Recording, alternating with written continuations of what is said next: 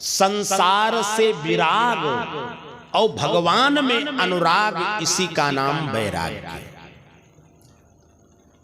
लेकिन ये मनीराम, ये बात बुद्धि में बैठे तब पक्का बैरागी बनोगे, और जो मन के बैरागी होते कच्चा बैरागी होते हैं, वही क्षणिक बैरागी होते हैं। घर में भाई खटपट झगड़ा हो गया ना, मुँह का लाज चल गया, कहना रे आज ही साधु बन जाएंगे, देखो उठा के दंड कमल चल दिया, अयोध्या पहुंच गए महाराज जी के पास। महाराज हमें मंत्र दो, चेला बनो, बैरागी बन जाएंगे। बोले क्यों, किस कारण आए हो? गृहस्थ हो जाओ, घर से झगड़ा करके आए हो। महाराज कुछ भी समझो, हम साधु बनेंगे। रातों दिन कमा करके खिलाते हैं, परिवार में सम्मान नहीं, हम बर्दाश्त नहीं करेंगे। अब जब इधर महाराज ने समझाया, कहा नहीं आप नहीं मंत्र दोगे, दूसरे मठ पर चले जाएंगे। महाराज जी ने कहा एक चला हाथ से चला जाएगा। मंत्र दिया, लंगोटी दिया, कान फूंक दिया, साधु बना लिया। 3 दिन बीता, मन का जो रोष था, तरंग होता है ना, वो शांत हुआ। तब उस व्यक्ति का मन फिर घर में लग गया। अरे देखो, अपने मन को समझाने लगा, पड़ोसी के यहाँ क्या नहीं झगड़ा होता है, मुंह का लार दोचे चलता है, क्या हमारे यहाँ नया हुआ है? अब हम देखो, हमारा घर छूट गया, परिवार छूट गया, खेत छूट गया, हमारी नाती लोग रोते होंगे। आया था कलश लेकर सरजू जल भरने के लिए, पूजा के लिए, और मन लग गया घर में, बस महाराज जी के कलशवे लेकर के वो बस पर बैठ लिया, सीधे गांव पहुंच गया। जब घर पहुंचा, घर वालों ने कहा आप तो बाबा बन गए। कहा चुप रहो, हम तुम्हारे लिए नहीं आए हैं। अरे हम ना आते तो हमारा ये नाती जो ननकौवा है ना, रो रो करके घर भर देता, इसलिए हम अपने नतिया के लिए लौट आए। कहने का मतलब ये कच्चे बैरागी हैं। जो सच्चा बैरागी होता है वो कैसा जानते हो? सच्चे बैरागी की परिभाषा सुनोगे तो नेत्रों में आंसू आएगा। जो वो कथा हम पढ़े भैया ना, तो वास्तव में नेत्रों में आंसू आ गए। सच्चा बैरागी कौन है? स्वामी राम तीर्थ की कथा आप सब लोग जानते हो। संत थे लेकिन गृहस्थ थे, उनकी पत्नी 5 साल का पुत्र था। स्वामी राम तीर्थ ने कहा पत्नी से, देवी अब मैं सन्यासी बनने जा रहा हूं। सन्यासी का मतलब आत्मना परमात्मनम सम्यक न्यसत इति सन्यासी। न्यास माने होता है गिरो, अपना सब कुछ परमात्मा को समर्पित कर दो, गिरो रख दो, मानो सन्यासी। सन्यासी के नियम है, ज्योति हुई भूमि पर नहीं चल सकता है, संग्रह नहीं कर सकता, हाथ में जो भोजन मिल जाए वही खा सकता। स्त्री की परछाई नहीं पड़नी चाहिए, बहुत नियम सन्यास में। इसलिए 5 काम निषेध है, कलयुग में नहीं करना चाहिए। सन्यास बहुत कठिन, जो आप देखते हो दंड कमंडल ले रहते हैं सोटा, ये सन्यास व्रत है, लेकिन कलयुग में निषेध था कि कोई पालन नहीं कर पाएंगे, बहुत कठिन नियम है। तो स्वामी राम तीर्थ ने कहा देवी हम सन्यासी बनने जा रहे हैं। तो पत्नी ने कहा है स्वामी मुझे भी सन्यासी बना लो, आप साधु बनते हो तो मुझे साध्वी बना लो। तो स्वामी राम तीर्थ ने कहा सन्यासी बनना बहुत कठिन है, साधु बनना बड़ा कठिन है। बोले क्यों? कहा आसक्ति छोड़ना पड़ता है। तुम आसक्ति छोड़ सकती हो? कहा ए भाई आसक्ति शब्द ही बड़ा गजब है। आसक्ति अब कभी भी आ सकती है, कभी कभी बुढ़ापा में आ सकती है। आसक्ति माने माया मोह बंधन। आसक्ति छोड़ दो। हाँ छोड़ देंगे। कैसे? कहा 5 वर्ष का बच्चा है, ले जाओ इलाहाबाद के मेला में, इसको गुम कर दो, हरवा दो, आ जाओ फिर लौट करके हम तुम्हें सन्यासी बना लेंगे। अब विचार करो, जिसके 5 वर्ष का पुत्र हो और कहीं मेला में गुम करने के लिए, कौन ऐसी मां है? सुनते ही बेहोश हो गई। स्वामी राम तीर्थ ने कहा तुम सन्यासी नहीं बन सकती, तुम्हें माया मोह छूटे नहीं, तुम नहीं बनना चाहती हो तो जाओ, लेकिन हे भाई पुत्र शोक सम शोक नहीं। संसार में हजारों दुख होते हैं, लेकिन पुत्र वियोग से बढ़कर कोई दुख ही नहीं होता। माता पिता से पूछो कितना दुख। स्वामी राम तीर्थ ने कहा हम तुम्हें सन्यासी नहीं बनाएंगे, जाओ बच्चे को लेकर रहो आश्रम में, हम चले हरिद्वार। पत्नी रोने लगी, स्वामी आपके बिना मैं रह नहीं सकती,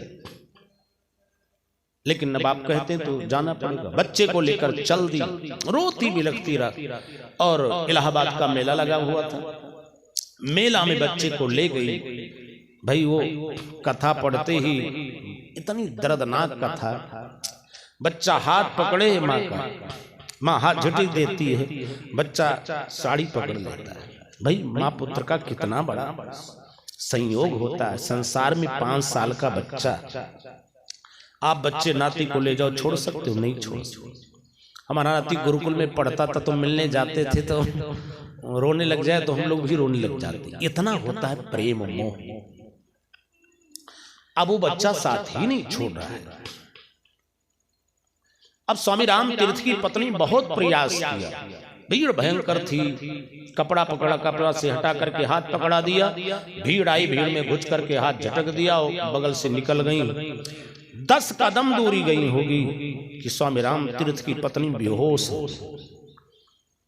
भाई वैसे भूल जाए ना, किसी का बच्चा स्कूल पढ़ने गया हो, 4 बजे आना हो, 8 बज जाए शाम को, और बालक ना आवे तो माता पिता की दशा पूछो क्या होगा। उस समय कितना दुख होगा।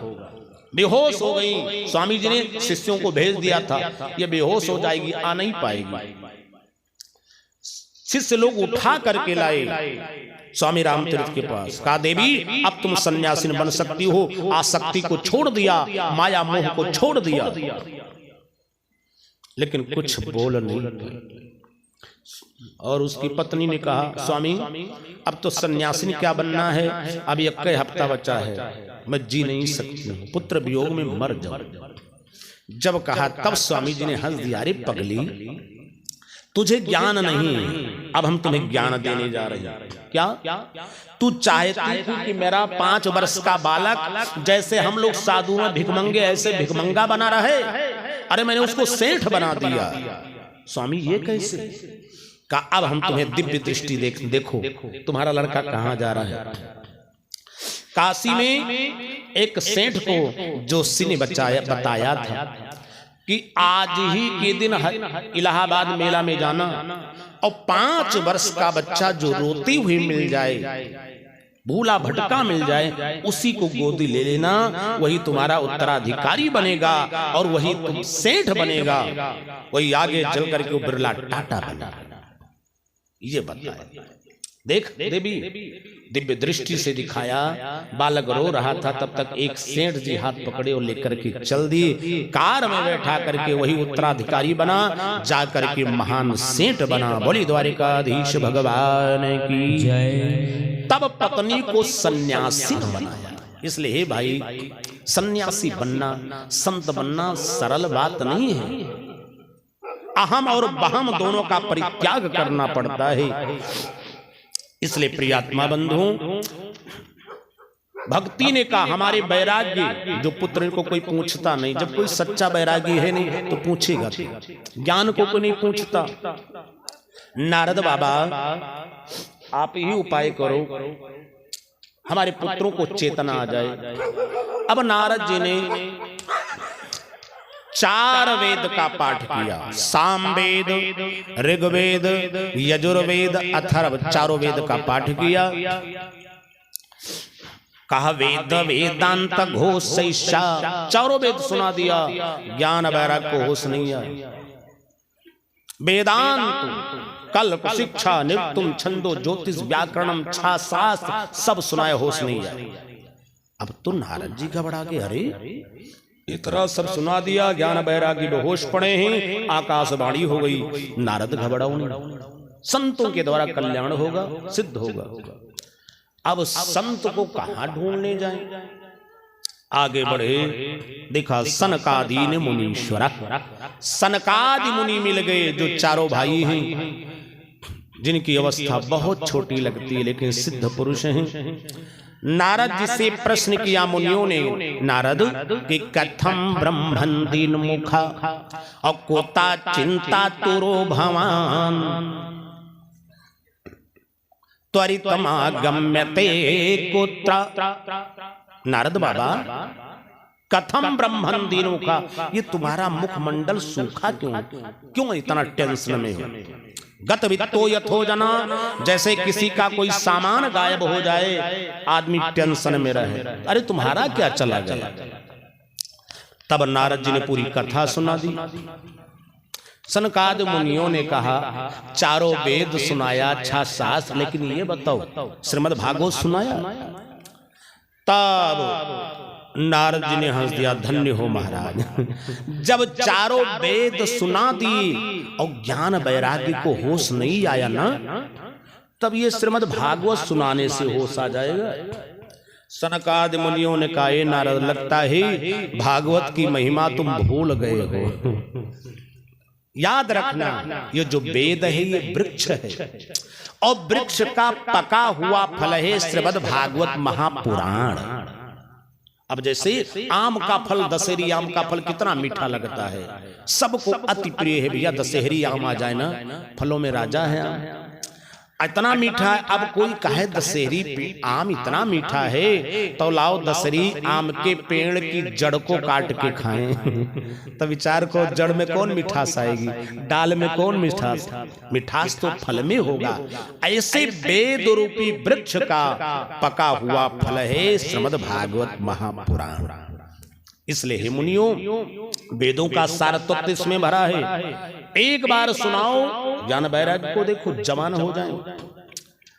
नारद जी ने कहा, प्रभु तो आप ही सुना दो। तब इधर हरिद्वार के क्षेत्र में भक्ति ज्ञान वैराग्य को लेकर पहुंची। सनकादिक मुनि बैठ गए, श्रीमद् भागवत महापुराण प्रारंभ किया। जैसे 5 स्कंद की कथा पूर्ण हो गई। ज्ञान वैराग्य जो वृद्धावस्था में थे, जवान हो गए।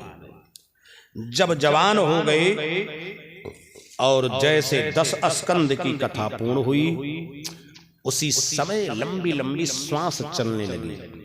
12 स्कंद की कथा पूर्ण हो गई। ज्ञान वैराग्य उठ करके बैठ गए। बोली द्वारिकाधीश भगवान की, श्रीमद् भागवत महापुराण की। फूल बरसाना प्रारंभ कर दिया देवताओं ने, चारों तरफ जय जयकार प्रारंभ हो गया और भक्ति ने कहना प्रारंभ कर दिया। अहो नारद धन्योसी प्रीतिस्ते मई निश्चला। ही नारद बाबा, आप धन्य हो। आज मैं आपको वरदान देती हूँ। आपने मेरे पुत्र ज्ञान वैरागी जो बेहोश पड़े थे, इनको जवान बना दिया। इसलिए मैं वरदान देती हूं कि आज से आपके हृदय में सदैव निवास करूं। और दूसरा नंबर में वरदान देती हूं कि आज से संसार में जो व्यक्ति श्रीमद् भागवत महापुराण की कथा सुनेगा, उसके हृदय में भक्ति ज्ञान वैराग्य तीनों का निवास होगा। जो भागवत सुनेगा उसके हृदय में तीनों का निवास होगा। भक्ति भी आएगी, ज्ञान भी आएगा और वैराग्यवान हो जाएगा। ये वरदान दे दिया। जैसे वरदान दिया, सब लोग इकट्ठा हो गई और होकर के इकट्ठा भगवान के पावन नामों का संकीर्तन प्रारंभ हो गया। श्री कृष्ण गोविंद हरे मुरारे, हे नाथ नारायण वासुदेवा। श्री कृष्ण गोविंद हरे मुरारे, हे नाथ नारायण वासुदेवा। सब लोग बोलिए, कृष्ण गोविंद हरे मुरारे, हे नाथ नारायण वासुदेवा।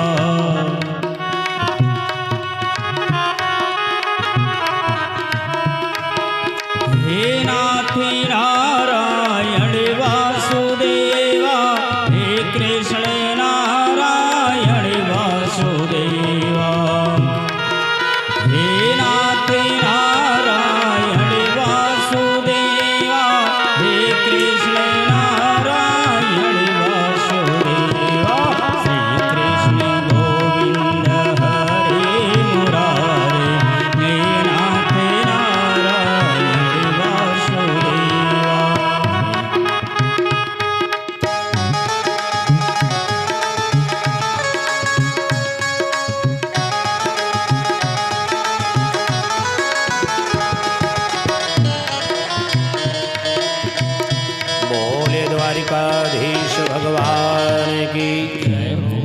भगवत नाम संकीर्तन करते हुए भक्ति के साथ में ज्ञान वैराग्य ने प्रस्थान किया। कहने का मतलब जो श्रीमद् भागवत महापुराण की कथा श्रवण करता है उस हृदय में भक्ति ज्ञान वैराग्य का निवास होता है। सौनकादि ऋषियों ने प्रश्न किया, गुरुदेव अब हम भागवत की महिमा सुनना चाहते हैं कि भागवत सुनने से कौन कौन सा फल मिलता है और कितने पाप नष्ट होते हैं।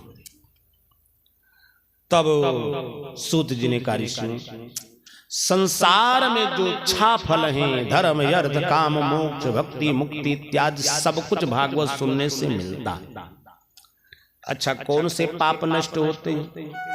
का संसार में वैसे हजारों पाप हैं लेकिन 10 महापाप हैं और जो जिससे 10 महापाप हो गया हो भगवान से क्षमा मांग करके एक बार श्रीमद् भागवत महापुराण की कथा सुन ले तो समस्त पापों तापों से मुक्त हो जाता। अच्छा भाई 10 महापाप कौन हैं? सूत जी ने कहना प्रारंभ कर दिया कि शक्ति नहीं ना प्रीतमात्र दूसकस। पहला नंबर जो झूठ बोलता है उसको महापाप लगता है। दूसरा नंबर महापाप क्या है? पितृमात्र दूषकस। जिस व्यक्ति ने अपने माता पिता का अपमान कर दिया उस व्यक्ति को भी महापाप लगता। इसलिए भूल करके अपने माता पिता का अपमान नहीं करना चाहिए, चाहे वो पढ़े हों चाहे अनपढ़ हों। तुम्हारे घर में प्रत्यक्ष 3 ही देवता हैं, मातृ देवो भव माता देवी के समान, पितृदेवो भव पिता देवता के समान, आचार्य देवो भव गुरु देवता के समान। इसलिए जो माता पिता का अपमान करता है उसको भी ब्रह्म हत्या का पाप लगता है। इसलिए भूल करके अपमान नहीं करना, क्योंकि हमारे धर्म शास्त्रों में लिखा है भाई सबका पाप क्षमा हो सकता है लेकिन माता पिता के अपमान का पाप नहीं क्षमा हो। यहां तक लिखा है कि ब्रह्म हत्या, संसार में सबसे बड़ा पाप क्या है? ब्रह्म हत्या। इंद्र को ब्रह्म हत्या लग गई जब विश्वरूप का वध किया, ब्रह्म हत्या लग गई। वृत्तासुर का वध किया तो ब्रह्म हत्या इंद्र के पीछे पड़ गई। इंद्र भाग करके सरोवर में कमल के नाल में छिप गए लेकिन नहीं, पीछा नहीं छोड़ा। ब्रह्म हत्या जुगे जुगे। जब काफी दिन बीत गया तब देवताओं ने उसका हत्या तो खत्म नहीं हुई, 4 भागों में बांट दिया। कहां कहां बांटा आज भी दिखाई पड़ता है। धरती में ऊसर, वृक्ष में बांधा और जल में काई, स्त्रियों में रजस्वला। इन चारों का स्पर्श नहीं करना चाहिए, इसलिए घर में बांधा की लकड़ी नहीं जलाना, ऊसर भूमि पर पैर नहीं रखना चाहिए। पानी इसलिए छान के पिया जाता है कि कहीं काई न चली जाए। रजस्वला स्त्री का स्पर्श नहीं करना चाहिए, दोष लग जाए। इस प्रकार से 4 जगह बांटा आज भी दिखाई पड़ता है। लेकिन वही ब्रह्म हत्या आज किसी को लग जाए, ए भाई तो सबसे सरल उपाय है 4 काम कर दो, ब्रह्म हत्या खत्म। वो 4 काम क्या है? इंद्र की ब्रह्म हत्या नहीं खत्म हुई लेकिन आजकल किसी को ब्रह्म हत्या लग जाए, 4 काम कर दो, ब्रह्म हत्या खत्म। वो 4 काम क्या है? बहुत सरल है कि मात्र सेवा गुरोच्छिष्टम और ब्राह्मण भंग मर्दनम और गवाम कंडूयने नैवा ब्रह्म हत्या व्यपोहति। 4 काम कर दो, ब्रह्म हत्या का पाप खत्म हो जाए। पहला नंबर मात्र सेवा, अपने माता पिता की खूब सेवा करो। गुरोच्छिष्टम, गुरुदेव के जूठन प्रसादी को खाओ।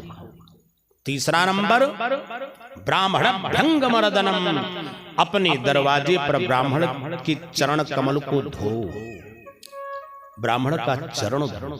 चौथा नंबर गवाम कंडू यने नैवा, गैया को खिलाने के बाद उसके शरीर को खजुला दो। खजुलाने से, 4 काम, माता पिता की सेवा करने से, गुरुदेव का जूठन खाने से, ब्राह्मण का चरण धोने से, और गवाम कंडू यने व गाय का शरीर खजुलाने से ब्रह्म हत्या व्यपोहति, ब्रह्म हत्या जैसे पाप खत्म हो जाता है। अब विचार को कितना सरल। इसलिए भाई हर व्यक्ति को चाहिए माता पिता की सेवा करनी चाहिए, नहीं तो महापाप लग जाता है। सो जिन्हें का ऋषियों इतना ही नहीं, आदमी को महापाप भी लग जाए 10। क्षमा मांग करके एक बार भागवत की कथा सुन ले, ताप पाप से मुक्त।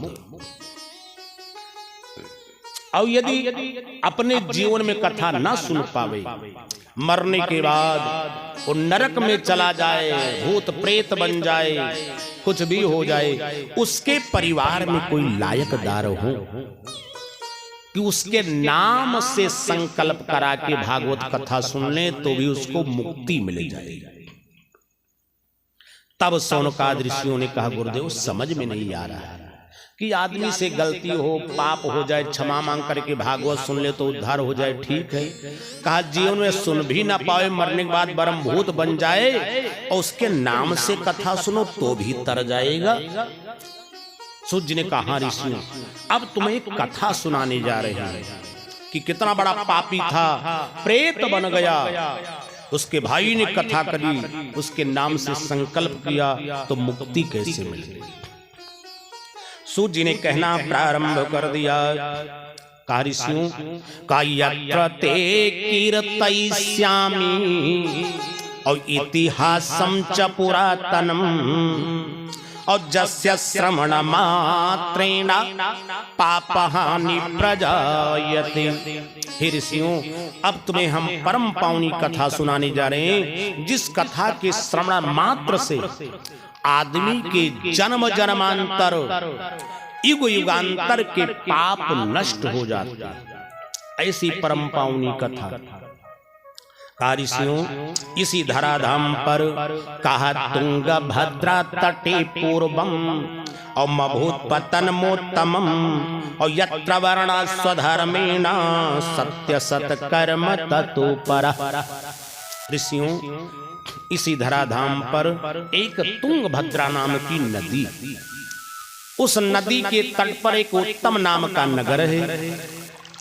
उस नगर में 4 वर्ण के लोग निवास करते थे, ब्राह्मण, क्षत्रिय, वैश्य, शूद्र। और उसी नगर में एक पंडित जी रहते थे जिनका नाम आत्मदेव पांडे था। बड़ी धर्मात्मा थी और उस नगर में जितने लोग थे सब धर्मात्मा थे। कैसे कि पुर नर नारी सुभग सोचि संता और धर्मशील ज्ञानी गुणवंता। धर्मशील ज्ञानी गुणवंता, धर्मशील ज्ञानी गुणवंता।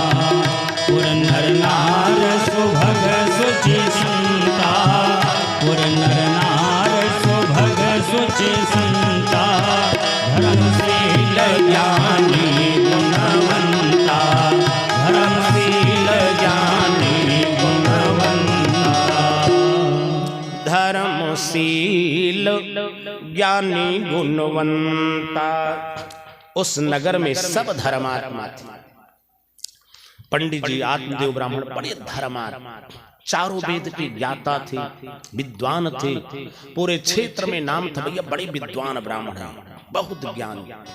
रोज संध्या वंदन गायत्री करते थे, हवन करते थे। भाई लिखा है ब्राह्मण से मूलम संध्या, ब्राह्मण का मूल धर्म है संध्या करना। हर ब्राह्मण को चाहिए, ब्राह्मण क्षत्रिय वैश्य तीनों को चाहिए। लेकिन आजकल के कोई ब्राह्मण संध्या करता नहीं। पूछो भैया संध्या करते हो, कहते हैं रोजे संध्या होता है। संध्या माने जानते हैं जब सूर्यास्त हो जाए। संध्या का मतलब आत्मना परमात्मनम सम्यक ध्यायेति संध्या। आत्मा से परमात्मा का ध्यान किया जाए, उसी का नाम संध्या। 5 मिनट लगता है। 3 बार आचमन कर लो, उसके बाद प्राणायाम, अंगूठा से दाहिने नासिका को दाबो, मंत्र पढ़ो, ओम भोम भुआ ओम स्वा ओम महा ओम जन। मंत्र नहीं जाता है तो सीताराम सीताराम कहो। सांस खींच करके रोक लो। रोकने के बाद नाभि में भगवान विष्णु का, हृदय में ब्रह्मा जी का, मस्तक पर शिव जी का ध्यान किया जाए।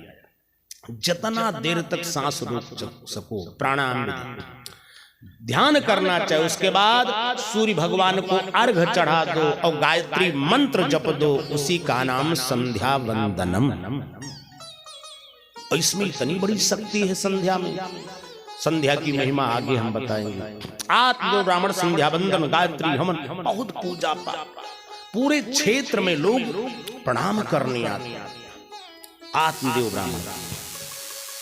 लेकिन हे भाई, संजोग देख लो, आत्मदेव ब्राह्मण की इतनी प्रसिद्धि थी, लेकिन जो धर्म पत्नी थी कि तत्प्रिया धुंधुली स्मृता, उनके पत्नी का नाम श्रीमती धुंधुली देवी था। और ब्राह्मण देवता जतने धर्मात्मा, संजोग देखो उनकी पत्नी वतने दुष्टात्मा मिल गई। इधर आत्मदेव देखो भाई, आत्मदेव आदमी कैसे बनता है? आत्मदेव किससे कहते हैं?